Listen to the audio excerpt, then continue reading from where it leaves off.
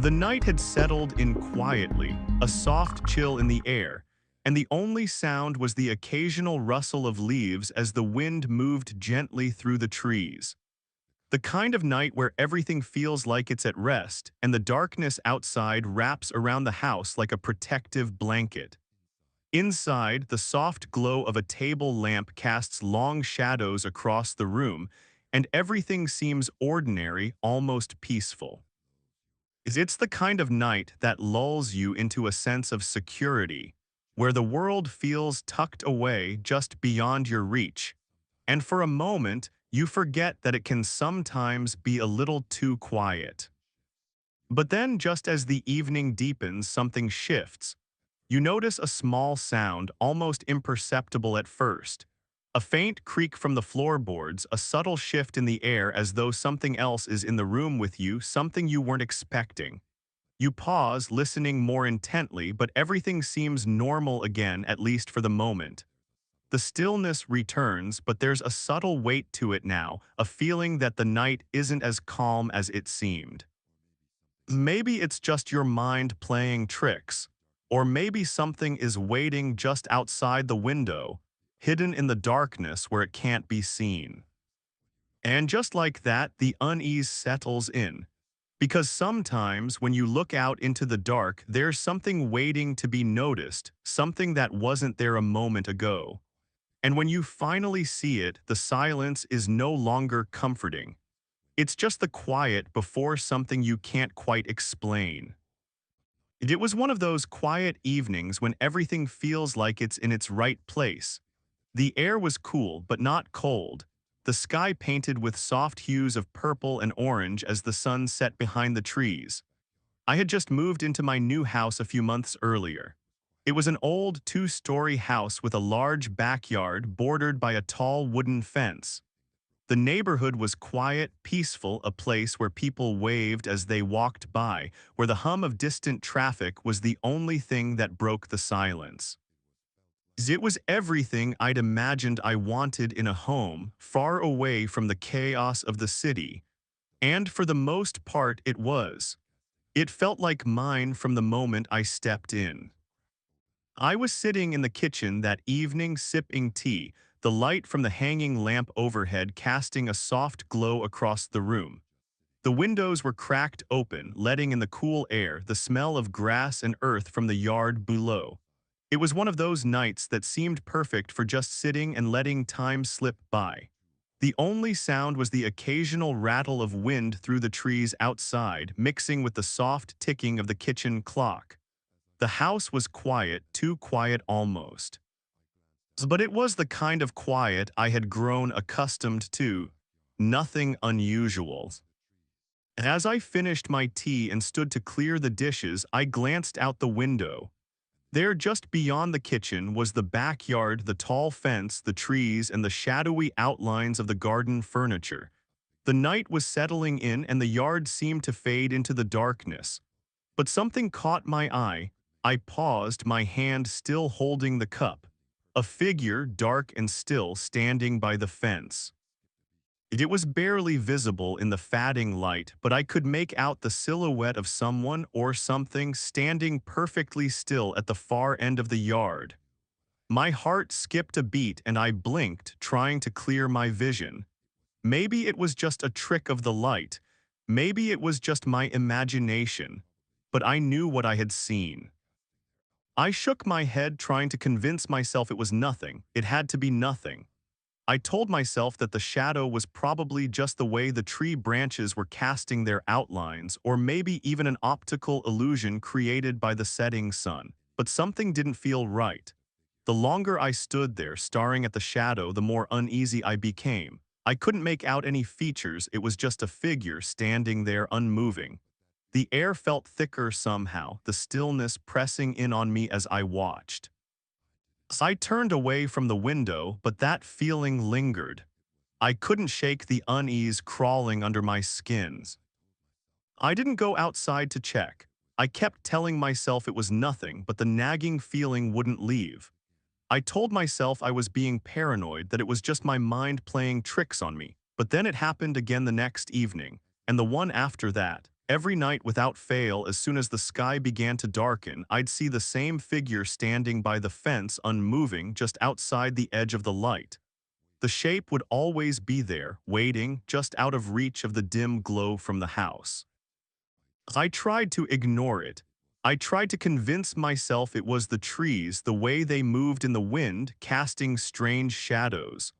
But no matter how many times I told myself that, I couldn't rid myself of the feeling that someone was standing there waiting for something. I could feel it in my chest, a heaviness, a pressure building with each passing night. I had to know. I couldn't let it go on. So one night, after the figure had appeared again, I decided to go outside. I grabbed a flashlight and slipped quietly out the back door, my steps soft on the damp grass. The yard seemed larger now, the shadows deeper, and the only sound was the rustle of the trees, the wind blowing softly through the leaves. I shined the flashlight across the yard, the beam cutting through the dark. I reached the edge of the yard, close to where the figure always stood, but there was nothing. The space by the fence was empty. I scanned the area, but there was no sign of anyone, no trace of anyone having been there. I stood there for a moment, feeling a strange mixture of relief and confusion. The figure wasn't there. There was no one standing by the fence, no shadow in the corner of the yard. But just as I turned to head back inside, I felt something shift in the air. It was subtle, almost imperceptible, the slightest change in the temperature, a faint chill that made me shiver. My breath caught in my throat as I turned back toward the fence. This time, the figure wasn't just standing there. It had moved. Slowly, it was closer now, just at the edge of the beam from the flashlight, standing still, perfectly still. My pulse quickened. I tried to take a step back, but I couldn't move. The figure didn't move either. It was as if it were waiting for me to notice it, waiting for me to do something. I couldn't see any features, just a dark shape against the backdrop of the trees. But there was something unsettling in the way it stood unmoving, as if it had been watching me all along. My mind raced, and I felt that cold weight settle deep in my stomach. Slowly, I turned and hurried back toward the house, my footsteps quick on the grass, the flashlight shaking in my hand. The door slammed behind me, and I locked it, my heart racing. I couldn't explain what had happened. Had I seen it? Was I imagining things? Was it the wind? I didn't know, and I wasn't sure I wanted to know. The nights after that were the worst. I couldn't sleep, couldn't shake the image of that figure standing by the fence, unmoving, waiting. Every time I closed my eyes, I saw it again, dark, silent, standing there just beyond the light. And now when I look out into the yard, I don't just see the fence and the trees. I see something more, something that wasn't there before. I wonder if it's still out there, standing in the dark, waiting for someone to notice. And I can't help but feel like it's waiting for me. It was a typical evening when it all started. The kind of evening that feels like it could be any evening, quiet, still, with nothing more than the low hum of the refrigerator in the background. The lights in my apartment were dim, and the rain was falling softly against the window, creating a gentle, rhythmic tapping that felt oddly comforting. I had just moved into this place a few weeks earlier, and though it was nothing special, I had started to feel at home. The apartment was small, but it was all mine, an old building with creaky floors, an antique radiator that groaned at night, and windows that rattled when the wind picked up. It was charming in its own way, the kind of place that had history in its walls, and I found peace in its quiet solitude. The first few nights had been calm, almost comforting. I spent most of my time settling in, organizing my things, and getting used to the noises of the apartment. The city outside was always busy, but in my little corner of the world, it was easy to feel removed from it all. But as time went on, I began to notice something. It started small, a fleeting glance from the corner of my eye, a shadow that didn't seem to belong. At first, I shrugged it off, dismissing it as nothing more than my imagination. After all, it was an old building. Old buildings have their quirks, right? But then one evening, I was sitting on the couch reading a book. The rain was still tapping against the window, and I had that same comforting sense of quiet around me. The apartment was dimly lit, and the low light made everything feel soft, muted. I was lost in the pages of the book, unaware of the world around me until something caught my attention. It was so subtle at first that I almost missed it, a faint movement in the window across the room. I glanced up, thinking it was just the reflection of the rain or the shadow of a tree outside swaying in the wind. But then I saw it again, a figure, standing just behind the window, barely visible through the glass. At first, I thought it was a trick of the light, something to do with the way the rain was falling or the way the trees outside were casting shadows. But as I looked more closely, my stomach tightened. The figure was too distinct, too real. It wasn't the reflection of a tree or the movement of something outside, it was a person. A figure standing perfectly still just beyond the window. I couldn't make out any details at first, just the vague outline of someone, their shape shadowed by the dim light. The figure didn't move, didn't even twitch. It was simply standing there as though it were watching me. I froze, my eyes fixed on the window, not sure what to do. My heart began to beat faster and I felt a coldness spread through me. The figure remained still, unmoving. The longer I stared, the more it felt like something wasn't right. I told myself it was just my imagination, that it was just the way the light was playing tricks on me. But no matter how much I tried to rationalize it, the figure didn't disappear. It stayed there just outside my window. I stood up slowly, my legs a little shaky, and walked toward the window. I had to know what it was. The figure hadn't moved, it hadn't made a sound. I pressed my hand against the glass, feeling the coolness of the window beneath my fingers. I couldn't see much beyond the dimly lit outline, but I leaned in closer, squinting to get a better look. That's when I noticed something that made my stomach lurch. The figure's head was tilted slightly, as if they were watching me too. I stepped back from the window, my breath catching in my throat. My heart was racing now, pounding so loudly I could hear it in my ears. My first instinct was to run, to leave the apartment and get out of there, but I didn't move. I stood there, frozen, staring at the window.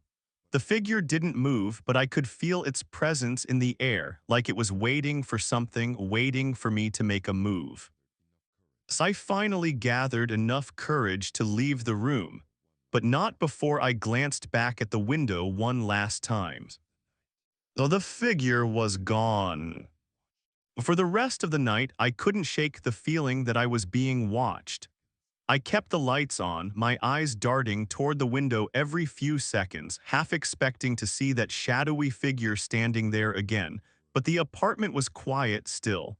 The rain had stopped and the world outside had returned to its normal rhythm. I couldn't explain what I had seen, and that's what made it worse. It wasn't a trick of the light, it wasn't the wind. I had seen something or someone standing outside my window. The next few nights, I tried to convince myself that I had just imagined it. Maybe I was tired, or maybe I had let my mind wander. But every time I passed by that window, I couldn't shake the feeling that something was waiting on the other side. I avoided sitting near the window, my back always to it, and I rarely ventured into that room after dark. But every night, before I could drift off to sleep, I'd hear the soft rattle of the window as if something was tapping against it, trying to get my attention. I never looked out the window again. Weeks passed, and eventually the apartment began to feel like it had once again. I moved on with my life, convinced that whatever had happened that night was just a fluke. But the memory of that figure standing there unmoving, watching, it stayed with me.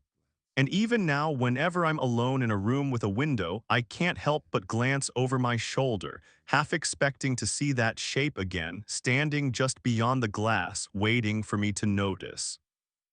I had just moved into the house a few months ago. It was a quiet, unassuming neighborhood. the kind where you could sit on your porch and wave at neighbors as they walked by without the distraction of too much traffic or noise. The house was older, with creaky floors and windows that rattled slightly when the wind blew, but it had a certain charm to it. There was a large, open yard in the back that I'd imagined myself spending many quiet afternoons in, and a thick tree line that separated my property from the one behind me. The house itself was everything I had wanted. Simple, cozy, nothing too extravagant, but just enough space for me to finally feel at home after years of moving from place to place. The first few weeks were peaceful. I settled into my routine easily, getting used to the sounds of the house, the way the floors creaked beneath my feet, the faint hum of the refrigerator in the kitchen, and the distant hum of street noise in the background. It was an adjustment, of course, but a welcome one. The nights were quiet, just the occasional rustling of the leaves outside or the low chirping of crickets filling the air. Nothing that would make you feel uneasy. But as with all things, that peace didn't last. It started one evening just as the sun was beginning to set. I had been sitting in the living room reading a book when I noticed something strange. From the corner of my eye, I thought I saw movement outside the window. It was a subtle shift, not enough to make me jump, but enough to catch my attention. I turned toward the window, my eyes scanning the yard just beyond the glass. There in the distance, just at the edge of the tree line, I thought I saw a figure standing still, barely visible in the fading light. It wasn't moving, just standing there watching the house. My heart skipped a beat and I quickly told myself it was probably just my mind playing tricks. Maybe it was a trick of the light, or perhaps it was a neighbor I hadn't met yet. I pushed the thought out of my mind and turned back to my book. But over the next few nights, it happened again. The same figure standing motionless just outside the window, barely noticeable in the shadows. The first time I was sure I had imagined it, but the second time I couldn't ignore the unease creeping up my spine. It wasn't just the figure, it was the feeling that came with it. The feeling of being watched. The more I tried to convince myself that it was nothing, the more I felt the weight of that gaze, as if someone or something was standing just outside the window waiting. But every time I'd get up to check, there would be nothing there. The yard would be empty, still, and quiet. I tried to brush it off, telling myself it was just the wind, that I was tired, that I had imagined it. But that feeling, that sense of being observed, didn't go away. It lingered. One night I decided to confront it. I was tired of feeling like I was letting my imagination run wild. I grabbed my flashlight, and after hearing the wind pick up outside, I headed to the backyard. The air was colder than usual, and the trees were swaying gently in the wind, casting long, dark shadows across the yard. I moved carefully toward the tree line, my footsteps soft on the grass, the light from the flashlight cutting through the dark. But when I reached the spot where I had seen the figure standing, there was nothing. No sign of anyone having been there, no footprints, no movement in the grass. The area was undisturbed. For a brief moment, I felt a small sense of relief. Maybe I had overreacted. But just as I turned to head back to the house, I felt it, that creeping sensation again, like I wasn't alone. My skin prickled with a sudden coldness and I turned quickly, scanning the yard. It was then that I noticed it. The same figure, standing at the edge of the yard just beyond the tree line, partially obscured by the darkening shadows. It didn't move, didn't make a sound. It just stood there watching. I didn't wait to see if it would move. I rushed back inside, slamming the door behind me, my breath heavy and uneven. I locked the door and checked the windows, my hands trembling as I did. I couldn't explain it. Who was that? Why were they standing there, watching my house in the middle of the night? And why hadn't they moved? The questions swirled in my mind, but no answers came. I sat in the living room, the lights on, my heart still racing, unsure of what to do next. Well, the silence of the night had never felt so oppressive. The next few days, I didn't see the figure again. I went about my routine, trying to push the memory of it from my mind. But the quiet of the house felt different now, like something had changed. There was still that feeling, that sense of unease lingering in the corners. And though I didn't see the figure standing in the yard anymore, I couldn't shake the feeling that I wasn't alone. Every time I walked past the window, I half expected to see it again, waiting just out of sight. But the yard remained empty, just the trees and the wind.